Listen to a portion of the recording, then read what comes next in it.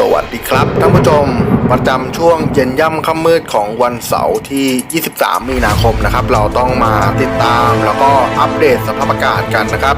ตั้งแต่ช่วงเช้ามืดถึงเช้าของวันพรุ่งนี้เป็นต้นไปวันอาทิตย์ที่ 24 มีนาคมเพราะอะไรเพราะว่าจะมีในเรื่องของความเย็นหรือว่าบริเวณความกดอากาศสูงหรือว่ามวลอากาศเย็นจะเริ่มแผ่เข้ามาปกคลุมทางประเทศไทยด้วยกำลังอ่อนก่อนแต่ในบางพื้นที่ในบางจังหวัดหรือว่าในบางตำบลนะครับอาจจะเริ่มได้รับผลกระทบตั้งแต่ค่ำคืนของวันนี้เป็นต้นไปจากภาพนะครับในช่วงเวลา 23 นาฬิกาหรือว่าช่วงตอนกลางดึกของคืนนี้ท่านผู้ชมจะสังเกตเห็นได้ว่าบริเวณทางภาคตะวันออกเฉียงเหนือทางตอนกลางเป็นพื้นที่เสี่ยงภัยครับตามจังหวัดต่างๆไม่ว่าจะเป็นทางจังหวัดชัยภูมิขอนแก่นกาฬสินธุ์มหาสารคามหรือทางนครราชสีมาทางตอนบน101แล้วก็แถวยโสธรรวมถึงบริเวณทางนครพนมนะครับก็อาจจะเป็นพื้นที่เสี่ยงภัยได้นะครับเนื่องจากว่าความเย็นที่จะเริ่มค่อยๆแผ่ลงมาตั้งแต่ช่วงค่ำคืนของวันนี้เป็นต้นไป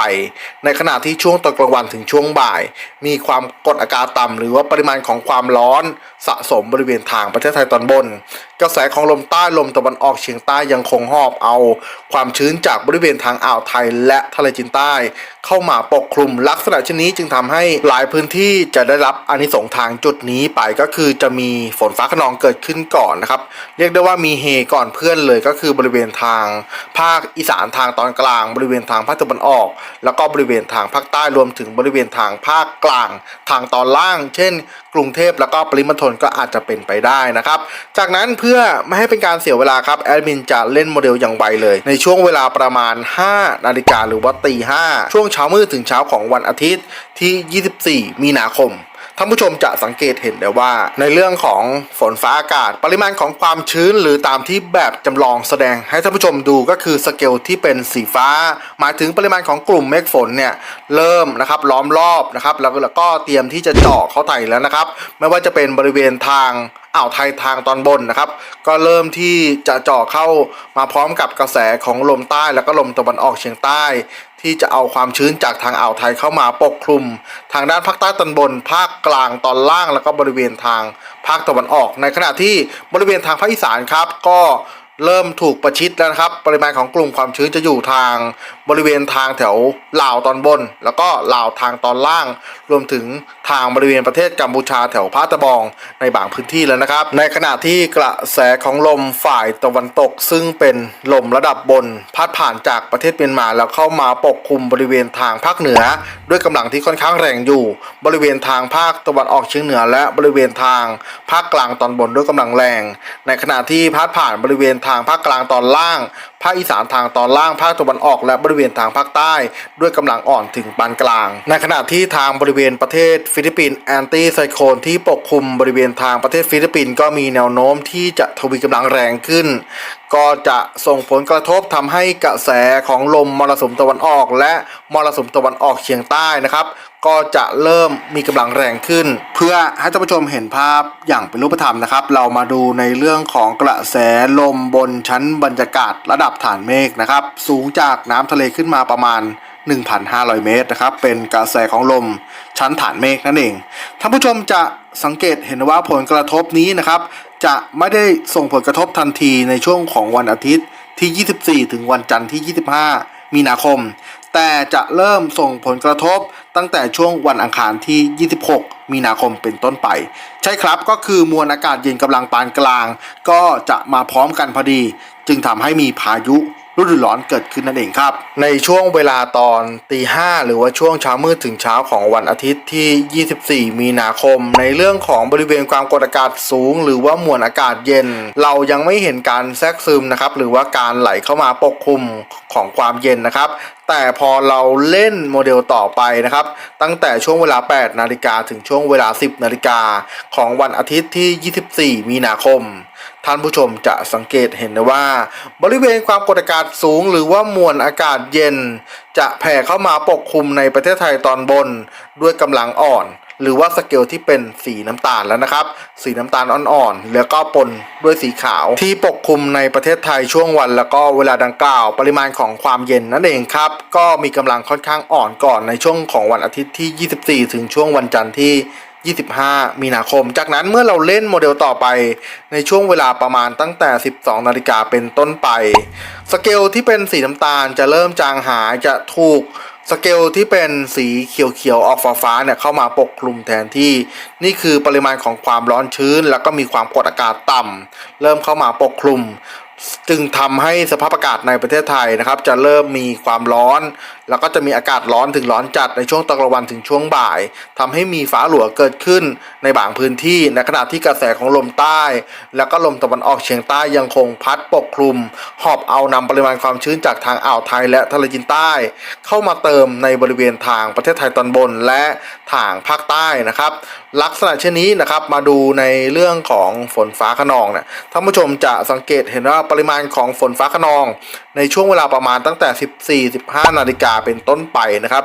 จะมีแนวโน้มที่ดีขึ้นกว่าช่วงวันเสาร์ที่ 23 มีนาคมที่ผ่านมาโดยในช่วงบ่ายๆเย็นย่ำค่ำมืดของวันอาทิตย์ที่ 24 มีนาคมนะครับท่านผู้ชมจะสังเกตเห็นว่าบริเวณทางภาคตะวันออกเฉียงเหนือจะมีฝนฟ้าคะนองร้อยละ 30 ของพื้นที่ส่วนมากบริเวณจังหวัดนครพนมมุกดาหารร้อยเอ็ดยโสธรอำนาจเจริญอุบลราชธานีศรีสะเกษสุรินทร์บุรีรัมย์และนครราชสีมาบริเวณทางภาคตะวันออกฝนฟ้าคะนองร้อยละ 30 ของพื้นที่ส่วนมากบริเวณจังหวัดนครนายกปราจีนบุรีสระแก้วฉะเชิงเทราชลบุรีระยองจันทบุรีและจังหวัดตราดภาคกลางมีพื้นที่เสี่ยงฝนฟ้าคะนองร้อยละ 10 ของพื้นที่ส่วนมากบริเวณจังหวัดลพบุรีและสระบุรีภาคใต้ฝนฟ้าคะนองร้อยละ 30 ของพื้นที่เสี่ยงส่วนมากบริเวณจังหวัดเพชรบุรีประจวบคีรีขันธ์ชุมพรระนองสุราษฎร์ธานีพังงาภูเก็ตกระบี่นครศรีธรรมราชตรังสตูลสงขลายะลาและนราธิวาสรวมถึงปัตตานีประกอบกับกระแสของลมฝ่ายตะวันตกซึ่งเป็นลมระดับบนนะครับระดับยอดเมฆท่านผู้ชมจะสังเกตเห็นว่ากระแสของลมค้าฝ่ายตะวันตกที่เคลื่อนตัวพาดผ่านจากประเทศเมียนมาแล้วเข้ามาปกคลุมบริเวณทางประเทศไทยตอนบน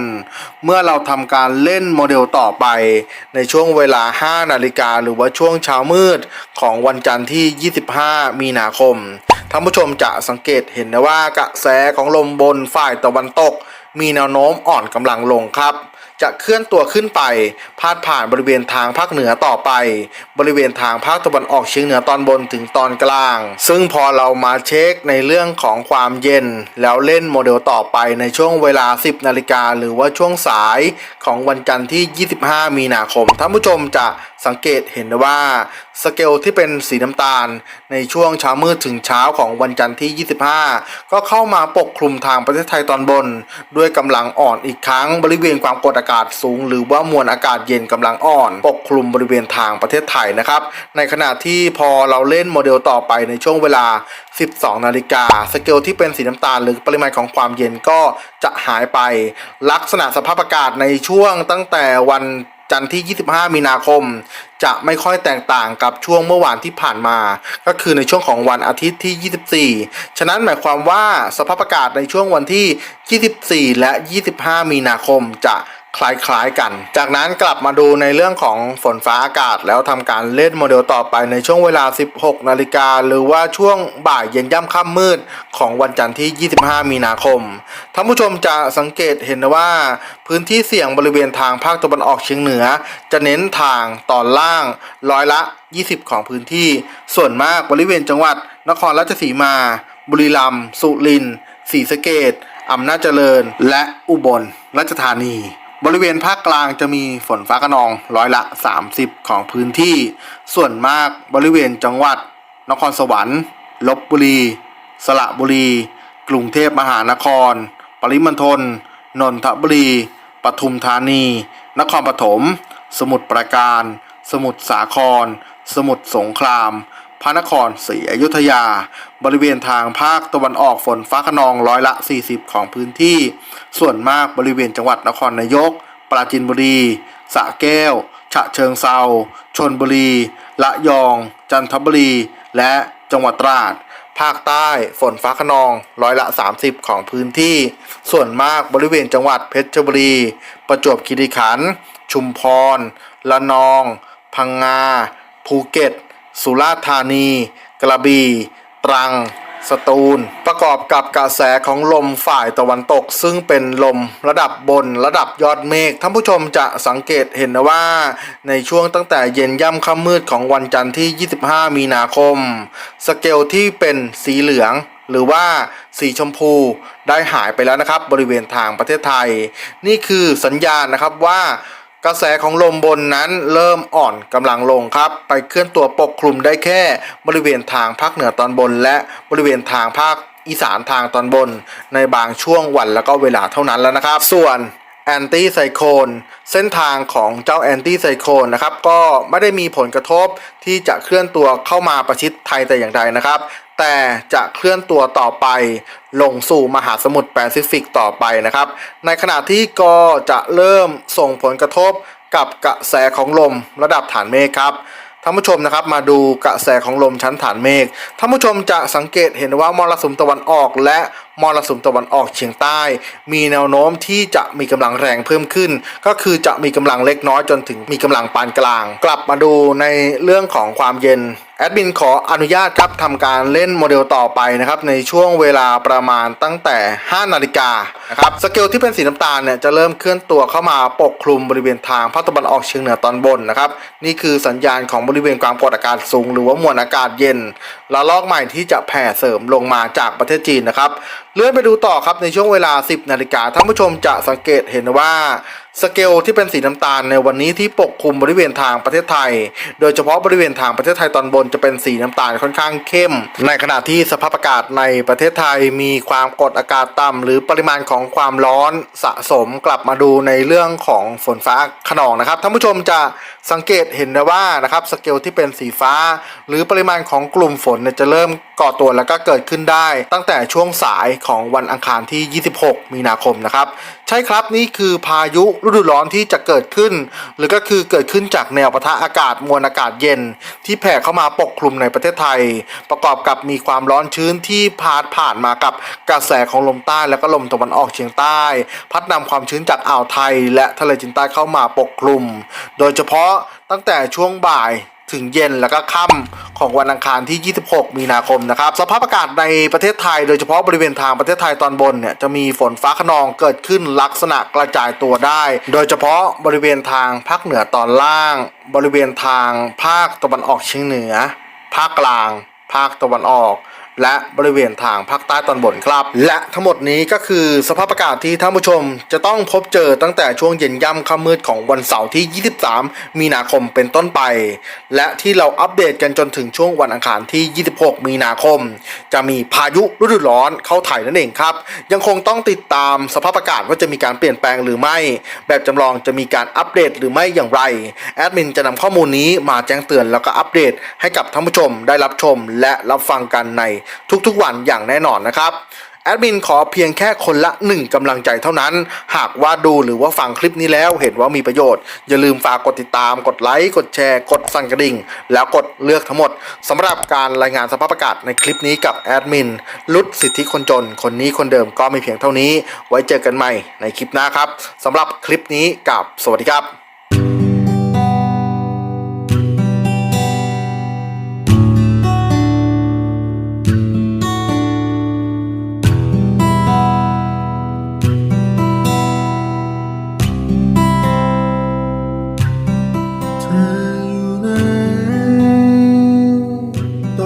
เธอทำอะไรรู้ไหมฉันคิดถึงใครในใจมีแค่เธอความคิดถึงกลั่นออกมาจากหัวใจฉันคงไม่อาจกลับไปฝากดวงใจไว้ให้